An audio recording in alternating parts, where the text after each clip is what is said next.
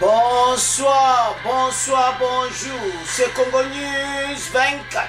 Bande Koranga, comme toujours avant de commencer notre émission, nous disons merci à Dieu, nous disons merci à nos chers abonnés et téléspectateurs qui nous suivent partout dans le monde et en RDC. Bande Koranga, soyez les bienvenus.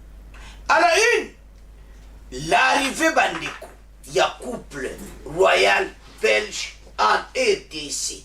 Bandeko bakomaki alors bazalaki accueilli par les chefs de l'État. Mais problème de la émission, la réaction bandeko réaction du peuple congolais sur l'arrivée du couple royal. Donc la réaction moko pene ya malamuti. Mais problème moko ceux qui basengi pardon na makambo yo ekozala bien, mais makambo et l'état colonial ne muteza problème. Alors bokoyoka ba réaction ba congolais peut to développer mon émission na biso. Deuxième point, chez téléspectateurs, boyoka oye salami na réunion état-major des pays il y a EIRC et Afrique de l'Est à Goma. Ba chef d'état-major ba sanganaki. Alors Rwanda Mwisa Yazaz. Donc développons une émission na biso. On va parler, il y a conférence de presse à Lutundula na Mouyeyo. Il n'y aura pas de dialogue avec les M23. Et Zaya Koïna et Siyindi. Troisième point, chez téléspectateurs, les combats. Bandeko, combat et Zongi. Alors les combats entre les FARDC et les M23 se sont intensifiés. C'est mardi 7 juin 2022 dans les territoires de Rutshuru. Bandeko Bogoyoka. Alors Bandeko Nangai. Et ça somme parce que faire de ces missions qui va déloger. Tous à la connecter, peut-être développer ensemble. Alors, bande konanga mission na bise bandi. Et comme étant autre sur la masolo ya mboka. Tous à la mission sont connectés parce que tango ekoki bande konanga. L'arrivée to banana premier point, il y a couple royal. Arrivé na bango à Kinshasa. Couple royal a été accueilli par le chef de l'État, Félix Tshisekedi. Bayambaki bango bandeko bakomaki na bango bien. Mais l'émission yo, problème mingi eza ba réaction. Réaction pendeza malamuti côté peuple. Peuple azo yebisa bango te pona ko réparer les erreurs du passé. Pona ko réparer ba atrocité wana nyonso. Ezosenga Belgique, d'abord un roi asenga pardon. Parce que pardon pour accepter yam. Mais sur le bikaka regret, comme na rapport où salamaki la Belgique va passer la commission pour dire seulement les regrets. Et ça pena bien dit. Il fallait basenga pena pardon. Na ba Congolais. Makambo oyo et salamaki na état colonial. Bande kwezaki malamu te makambo andingelikaki. Alors ezo sengaki pour ba relation pene comme propre bolimbisi moko sincère. Et puis ba abandonner et ba abandonner mboka na biso. Pourquoi tout ce que la Belgique nous a abandonnés? Tala ba colonie anglaise. Ba colonie anglaise ba Zambie, ba Uganda, ba pays wana tout. Ba structure ba anglaise ali. Ba pays wana beba tendinge zepa na biso. Makambo ebele bango fallait bazala proche na biso ba aider mboka oyo. Mais loko salima wezanini bandeko bazalaki musika na EDC na ba situation nyonso oyo toleki nango. yango esalami que peuple congolais donc na bapaso eleka na colonisation toye lisu depuis indépendance Belgique abandona mboka ezosenga baede biso ya mingi soko sala mutu mabe luka quand même oede ya mingi po mabe wana kanisa yango mabe obosala biso te alors tomeka nano koavance totanga nano ndenge makambo yango ya arrivé na bango mpe baprogramme nango bongo tocontinue mission lisons ensemble bandeko roi akomaki nde bozomona photo wana avec les chefs de l'état photo ya mibale il a été acquis le roi des Belges est arrivé mardi après-midi à Kinshasa pour sa première visite officielle en République démocratique du Congo sur fond de travail de mémoire et de réconciliation entre la Belgique et son ancienne colonie. Réaction du peuple congolais sur l'arrivée du couple roi les a que vraiment au fond ya mitema baloba pardon wana réconciliation ekosala mamala. Avançons. Les souverains, son épouse Mathilde et la délégation gouvernementale qui les a accompagnés ont été accueillis à l'aéroport d'Indji, à la périphérie de la capitale, par le président congolais Félix Tshisekedi, sa femme Denise, a constaté, et cette équipe a AFP. Cette visite royale, la première depuis celle de 2010, d'après Albert II, père de Philippe, a été 2 fois reportée. En 2020, à cause de la pandémie Covid-19. Puis, au début de cette année, en raison de la guerre déclenchée par la Russie en Ukraine. Il fallait y aller, mais Covid et Pexa qui vraiment zakangaya na le 30 juin 2020 pour l'anniversaire il y a indépendance. Mais Covid est dérangé. Et maintenant, alingaya lisusu na début mais makama Ukraine il fallait zéler. Elle revêt une forte portée symbolique. 2 ans après que le roi, à l'occasion du 60e anniversaire de l'indépendance de l'ex-Congo belge, a exprimé dans une lettre à M. Tshisekedi plus profond regret pour les blessures de la colonisation, une première historique. C'est ça le problème au Tozanango. Et Zalakaka regrettait, mais pardon. Les souverains qui règnent depuis 2013 avaient regretté les actes de violence et de cruauté commis à l'époque où son ancêtre, Léopold II, avait fait du Congo sa propriété personnelle 1885-1908, avant la demi-siècle de présence de l'État belge dans l'immense pays d'Afrique centrale. Bandeko, Tutangi Bissonyos. Royal accompagné du Premier ministre, du ministre de la Coopération ainsi que du secrétaire d'État chargé de la politique scientifique viennent en RDC pour une visite officielle de 6 jours. À cette occasion, quelques Congolais de Belgique ont réagi sur ce que peuvent être les enjeux de cette visite royale. Si certains saluent cette arrivée qui marque le réchauffement de relations diplomatiques entre les deux pays, d'autres par contre sont d'avis que la présence du souverain belge ne changera rien au problème des Congolais. Les avis des uns et des autres dans ces condensés préparés par Cynthia Bachizina-Bizana. Il est très positif que le souverain belge vienne en RDC et surtout du fait que le roi Philippe, en tout cas, a profondément regretté le passé colonial et nous sommes vraiment dans une discussion pour aller vers des réparations. Le lien entre les deux pays n'a pas su vraiment tenir à travers les années. Ayant personnellement été dans plusieurs autres pays d'Afrique, à mes yeux, il n'y a pas un impact ou bien, disons, une incidence ultra forte, étant donné que les seuls reste de la colonisation, c'est peut-être les noms des avenues ou bien alors certaines anciennes familles qui ont encore des business. Après, ça peut aider pour donc les sujets qu'ils veulent développer entre les deux pays, donc la restitution des œuvres d'art. Pour éviter les écueils du passé, ce serait aussi de pouvoir respecter le Congolais et d'avoir avec lui et d'avoir entre nous des relations complètement décomplexées. Donc on entend encore des gens parler de la Belgique comme la Belgique des Noko. C'est toujours bien que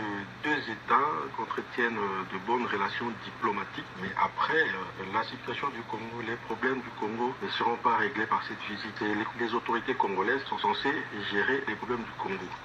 Vous le savez, à l'occasion de cette visite royale, Radio Kapi a entamé une série de productions sur les... Sikoyo, tomekana kosolola point oyo. Toba na message ya Roi Philippe. Ba regretter nde makambo wana elekaki. Mais pas seulement regretter. Mais eza pasi pe mawa. Ko regretter kaka eza bien dit, fallait qu'on senga pardon. Parce que ce qu'on senga pardon, eza le kolo ndimi mabe obosalaki. Mais ce qu'on regrette, eza le kolo ka olekina na mopanzi. Mutu yoso ba lo ba na regretter de likamwana lekaki. Mais loba pardon pas ba congolais. Mabe lekaki mingi. Alors, lettre a comment qui pas fachi. Pour na makambo wana nyonso yeta kolonial. Mais il fallait dire pardon. Ba réaction ezebeli. Bandi kunangai. Sikoto kene na pona. Ba congolais bazolo bagaki. Pays na biso il fallait démarrer ceux qui ba belge bazaki proche na biso. Mais na oyo et salami qui batika biso pe ka bongo. Makambo ebele. To pesa exemple ba colonie anglaise au Taliban kitoko. Et de ces acquis abandonnés. Complot total. Occident batiki biso ka boy. Alors que Belgique de mutu il fallait avoir soin na biso après colonisation. Pour te m'abeiller à quelque chose. Pays où il y a une indépendance, pays où il y a un problème. Alors, bandeko, il y a un problème. Si vous avez une réaction, bongo, après, tu continues la mission.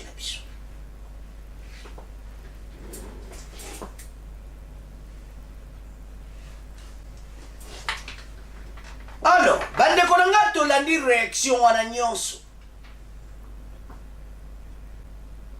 Donc, ozoyo kapenda ke batu baza ko expliquer tout ce qui s'était passé. Pays na biso eza pays moko. Il fallait penza.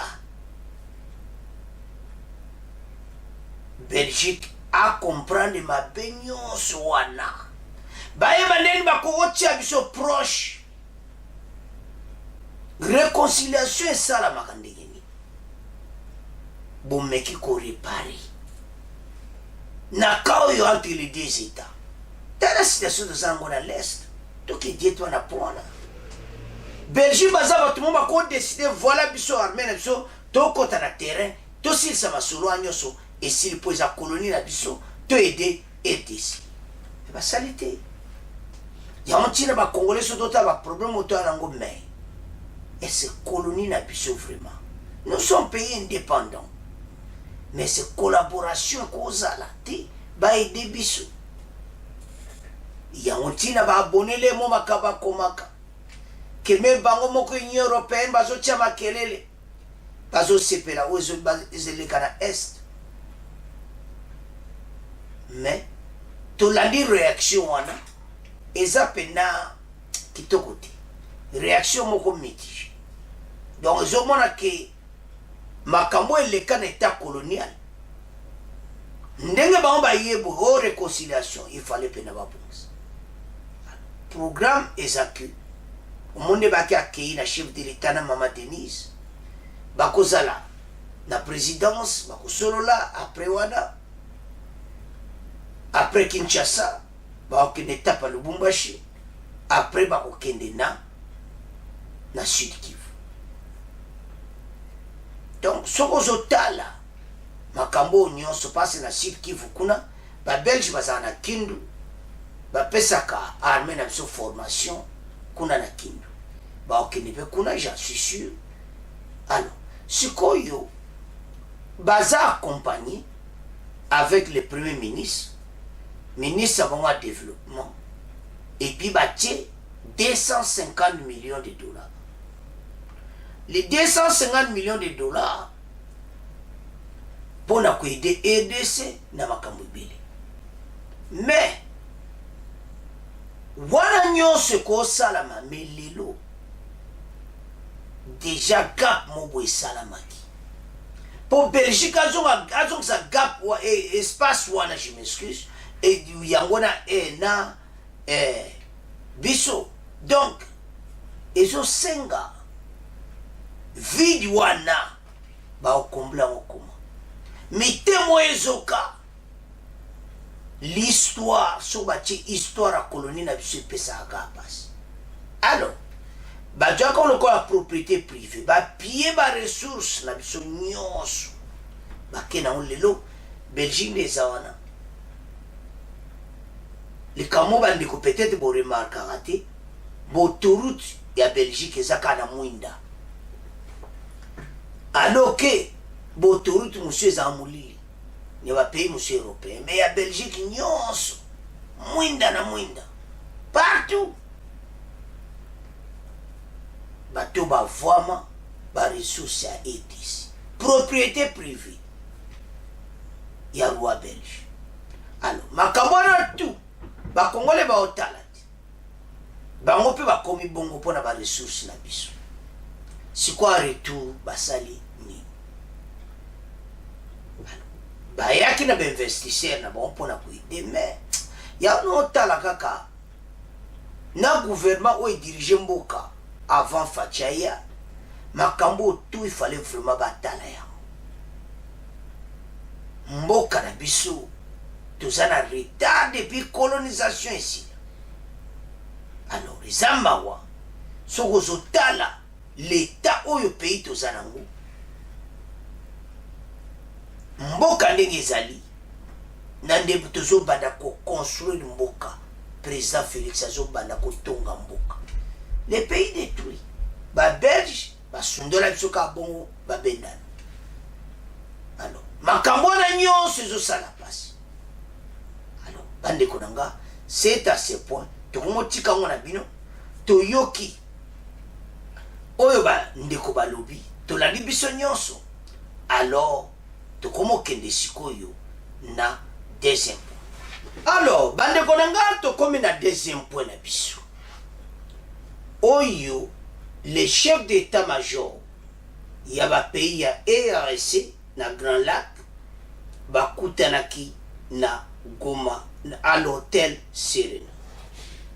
Bande koba utaki na chaque pays, donc Kenya, chef d'état-major à Kenya, chef d'état-major à Ouganda, chef d'état-major à Burundi, chef d'état-major à Tanzanie, Soudan, ba pesi excuse na logistique Sud-Soudan moi ba ezate pour la logistique ba pesi excuse boyo connexion tokotia, et puis Rwanda Moïsa Yazaza Rwanda à Monaniti. Effectivement ba yebi ke bango ba ko zalati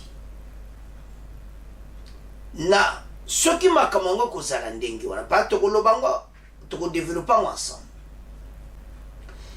Bakutani kuna eza po que soki nde tozosola ba groupe armé bo bakoyoka te bakosala armée moko ensemble dirigé par FARDC badéloger bango nyonso na est ya EDC.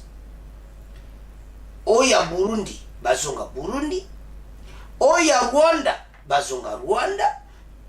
Donc ma solo le moment ezaka ka ba groupe armé le côté ba groupe armé étranger oya bango mpe FDLR bango nyonso bazonga na bapeyi na bango EDC etikala kimia. Sikoyo masolo wana bakutanaki a Goma, mais Rwanda ayeti mutu nyonso akomprendre clairement bango bakolinga EDC bonga te parce que masolo baye nango Uganda, Kenya, bapeya nyonso bafungola motema bita. Il faut to combattre bango kune koma kimia, c'est-à-dire esta EDC groupe armé koza shuti. Wana ba décision nde bayokanaki. Bandeko na makambo nyonso pays oto ocha motema mingi za Kenya. Bo batikali wana bazana bango me na evite na samiteme se bazo sepela kimia kota na est. Mais Kenya lokwa ye mutu ao diriger masolo yango zomona makambo ezokende bien. Bakutanaki na rencontre wana bokomona yango Rwanda amwante na tout autour de la table. Et bandaki lundi, c'était hier, pour l'intérêt il y a RDC. Alors pourquoi Rwanda a été mutu ayebi ke ayebi mabe azosala amoni ke abunga na ye bamona ye te? Non, ntango toza nango eza ta oyo bango mpenza il fallait kutu balakisa bonne volonté magi baza bato ya défense ebayete parce que masolo eza clair ete esa EDC groupe armé moko te etikala sukuna.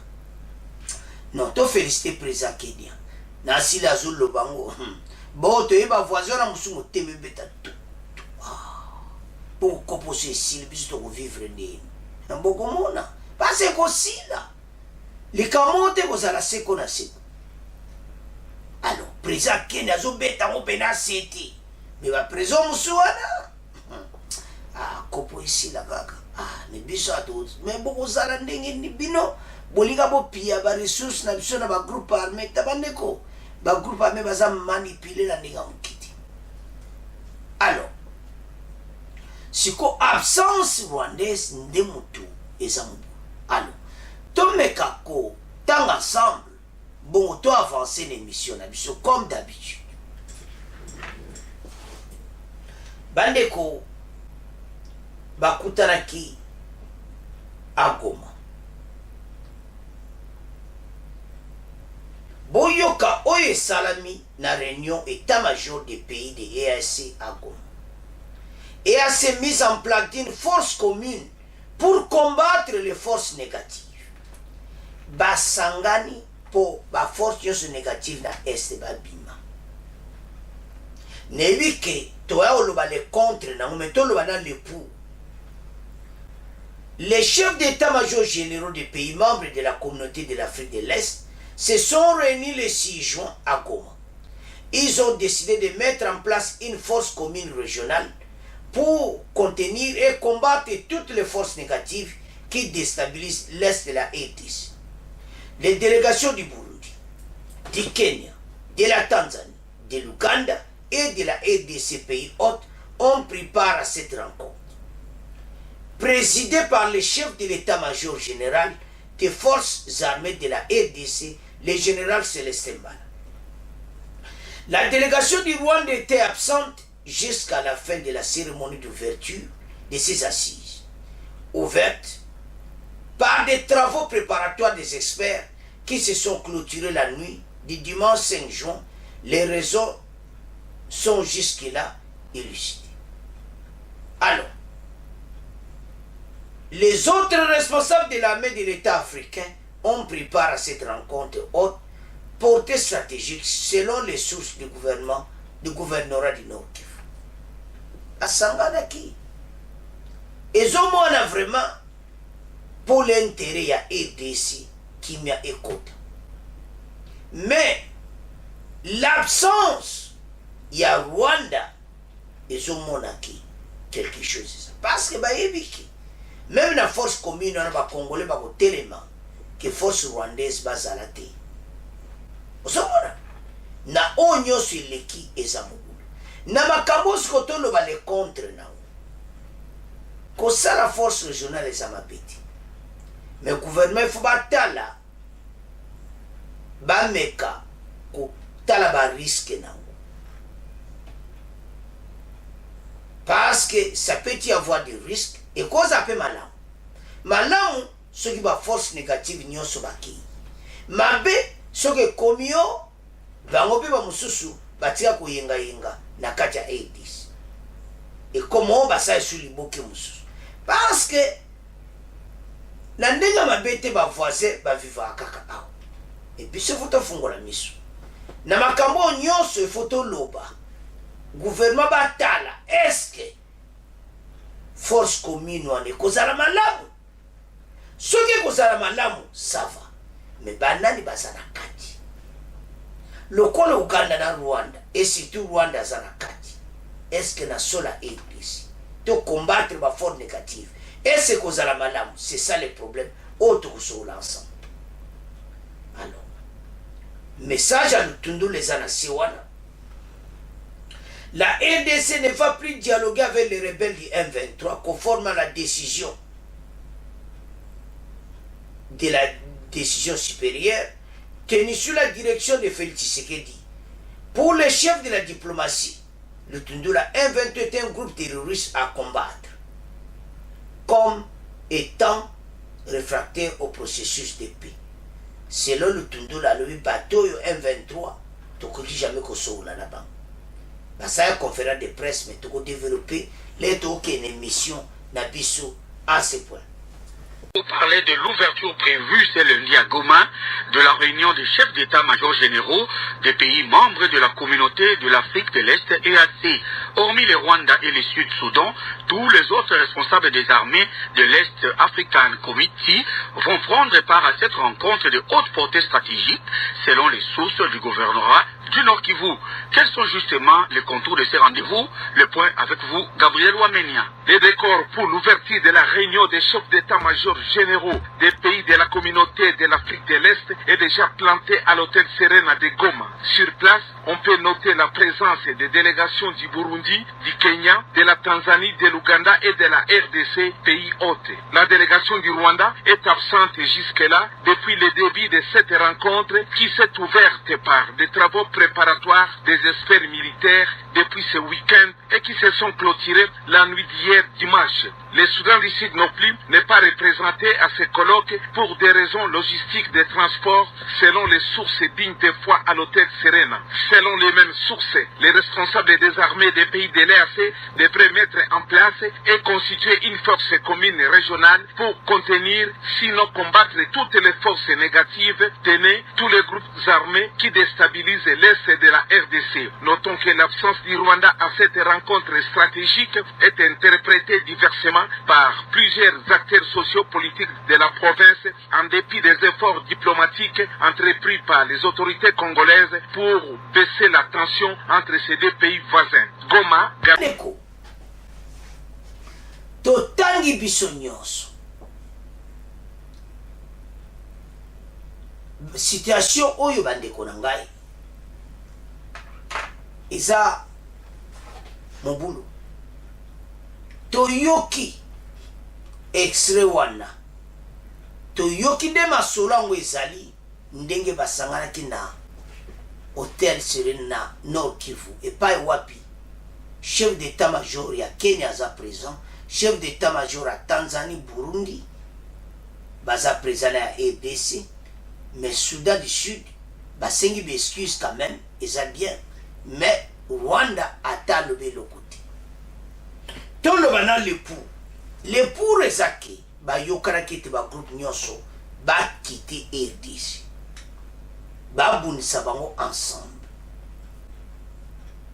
Eza malamu soko esalami soki eza kitoko, mais le contre eza nini ke bakosangana wana ese likamusu esama sude komo batikali na kati wana parce que tozo travailler na bateau baza double bafasi mibale ebele bazo condamné entrée ya EDC na ba pays ya Afrique de l'Est wana mais kokota kuna bandeko eza na mabeti parce que bakoyeba oyo ezoleka kuna.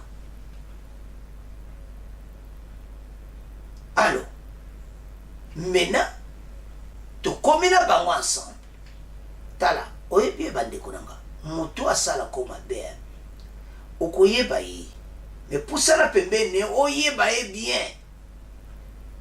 Là, M. Bele, vous comprendre le président de la République pourquoi na bateau basangani. Et que comme Moboulou yo sala anga mabe, si ko toza ensemble, trop traiter les kambu o yo sala anga mabe. Bande weza un problème. Ya umo Rwanda mwisa ya sasa. Alaksi penake ngaza contre makambu wana. Bango balingi tete to silisa guerre wana est. Et ça peut bien. Le coup là bayete bazala libanda. Décision zwa clairement que na force wana armée rwandaise bakozala te. Message ba congolais a clair, bango bakoya te sur le sol congolais. Congolais mota kolinga. Message yokali. Tu pesi na bakonza mboka. Ete force rwandaise bakozala te. Kenya soki baza déjà. Et ça c'est bon. Uganda déjà bazala kana bango wana. Burundi akeni na Sud Kivu alongola nanu ba ereta barana ebake na bango. FDLP akeni na Rwanda. Andeko situation toza nango. Et ça complexe. Mais il faut politique et ça compliqué. Fachi soki lelo makambo to ezo sala matoyebi. Mais yango faut totala toujours le pour na le contre. Kolinga to za la côté moko. Parce que lelo yope au mona pe simbi nango ba groupe amenyoso et sila est. DDRC ayambi boya bisa local au étranger baki. Pas tout ça na banguna mibale. Ba terroriste ADF na M23. Siko soki doke siko na M23 message à l'utundu les a clair et te tokotika la jamais qu'on négocie na M23 et puis ils a eu message oye pesa na conseil supérieur tango réunion ezana l'utundu la basala conférence de presse na muyaya nde bozo mona bango na leto zo tanga wana to landi biso nyonso extrait wana malobeza clair force régionale wana bandekos eza mabeti mais problème toza nango na kati wana eza na bateau basala mabe na mboka na biso est-ce que bako changer cœur na bango point d'interrogation fachi fo bazala attention côté wana biso atokoko appuyer mabeti force régionale oui mais pour pona ba musuwa basala mabe bazala te si Soudan c'est ça l'incursion na mboka na biso Uganda baza tuna problème mais baza toujours bunda na ADF na bango déjà problème basi ba côté na maka Rwanda akoko zala te lokola pe ba mwana ki na réunion wana te et moi clairement que bazo sala mabe bondeni bakoza na force régionale donc na makamoka ndete omona gouvernement na biso ya baocha moto likama M23 donc Rwanda kozala te na force wana obaninga basala po ba groupe armé estoigno seza balé qui mekota comme ça les États de l'Afrique de l'Est basala business Beni Kasindi autoroute Banzela Poleli. C'est ça et l'eau qu'on va payer avant ça. Mais,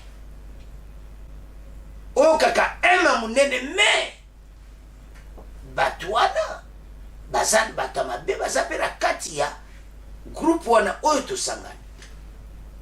sikoyo il faut le chef d'état-major Célestin Mbala bayebandi na komea makambo oyo tolingi te toyoka lisusu makambo esili bamosusu ekomi mpo bayaki obodo non peuple congolais azobeta sete ya ntina tolobi le pour et le contre toke na message ya lutundula oyo totanga wana alobi ke tokonegosie na M23 te bandeko M23 aza libanda na masolo pas de négociation na bango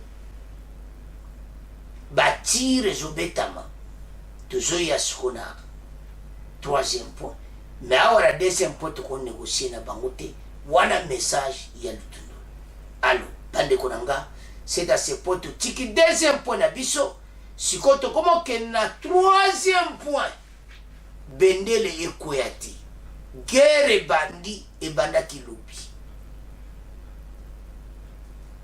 batire ezowuta kote ya M23 kote ya FARDC sikoyo batire wana bami oyo ezowuta kote ya M23 bazwi yango wapi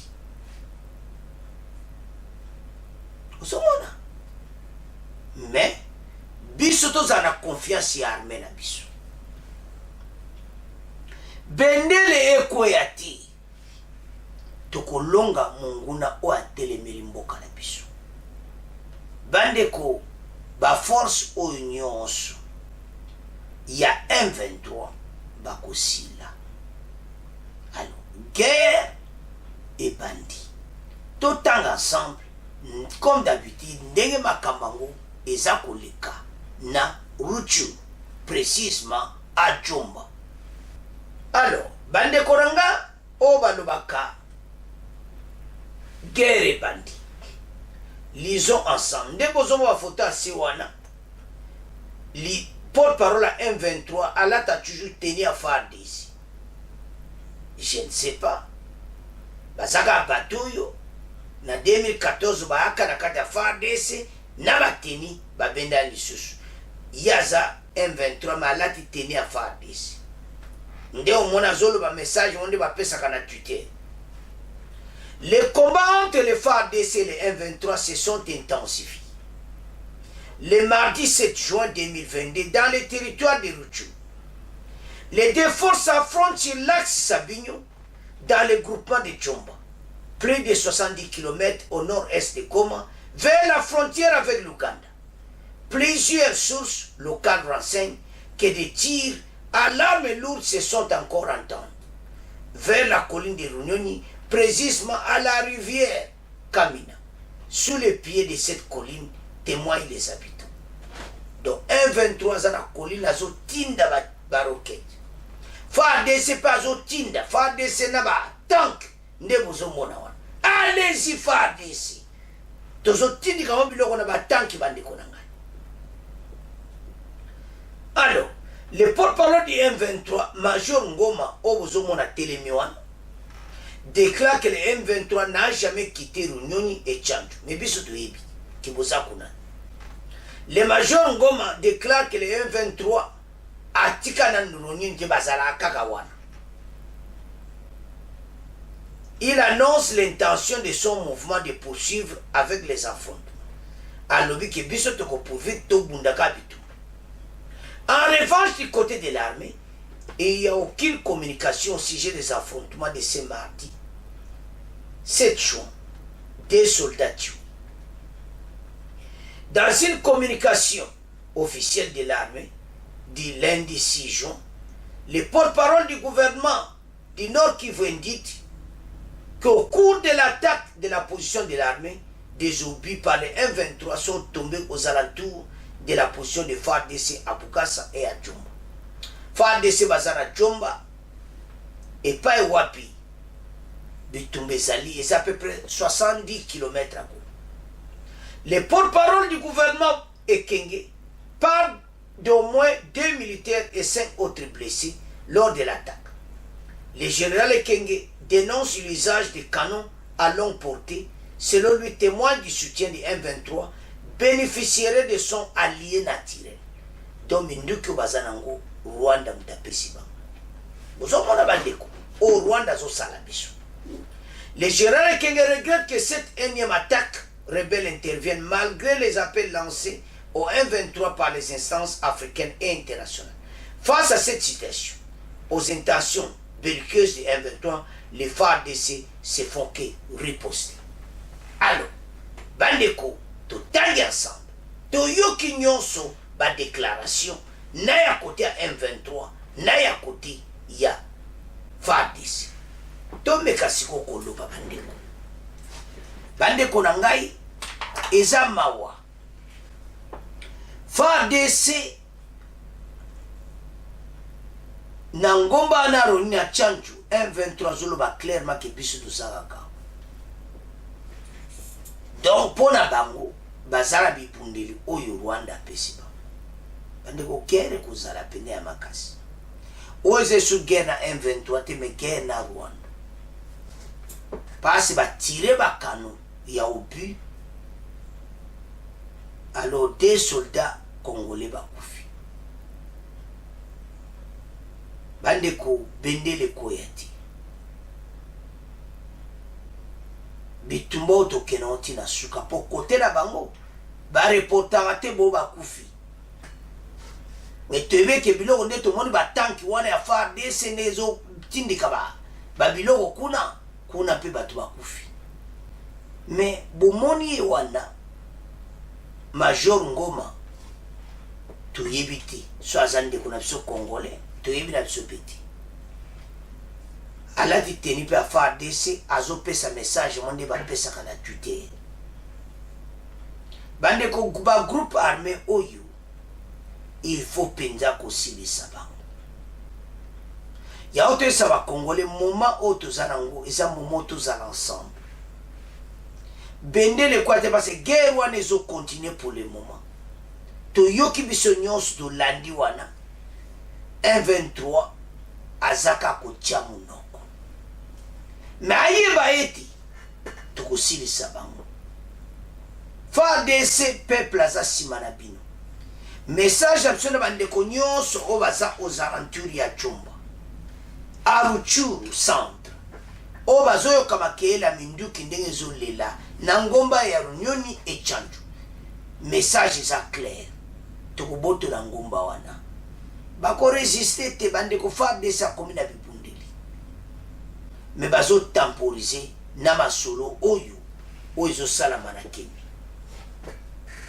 Bako mema bango na grande vitesse to kosila na bango bako tika ngomba wana.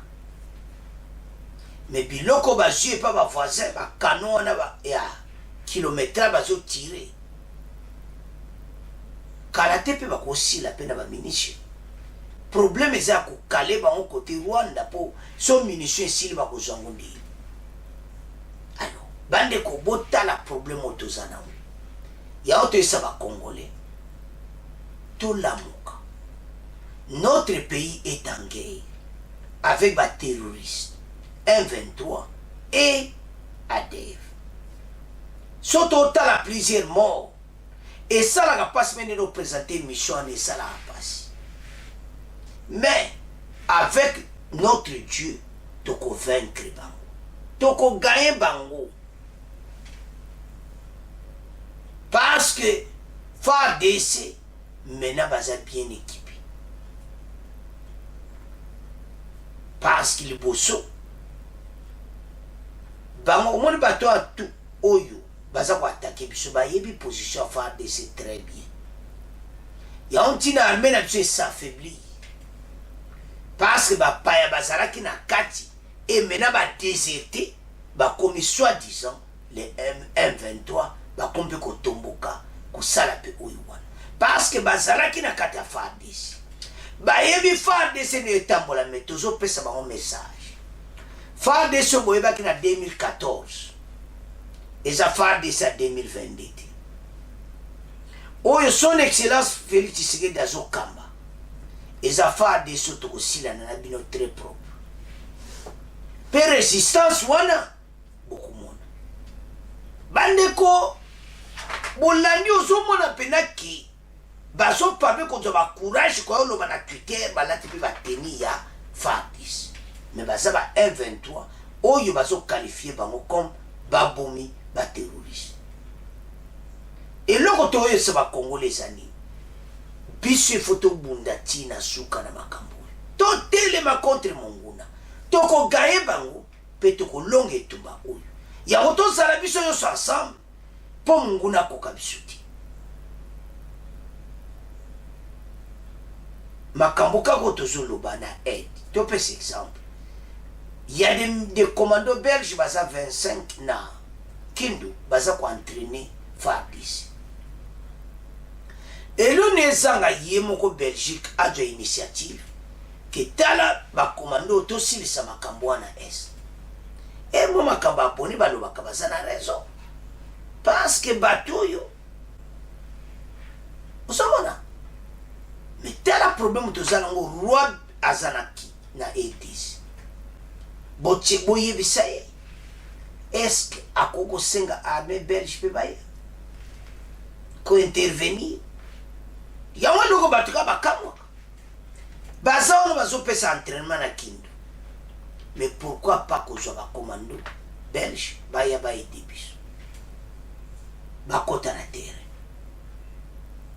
Yango makambo fo congolais to mona musika.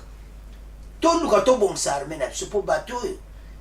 Ba mindele penana biso mawatro poso no tala na Ukraine tani ba ide Ukraine ko pesa ba minduki ba kete ba pesa ba minduki elu ne zanga ba pesa biso me minduki ya makasi Belgique pesa biso me minduki ya makasi to silisa monguna onyoso mi bale ADF na M23 esa mawa alors sikoyo Tomeka ko résumer point oyo boy. Guerre rezo salama entre tabazo solola na ba chef d'état-major ya ba pays voisin.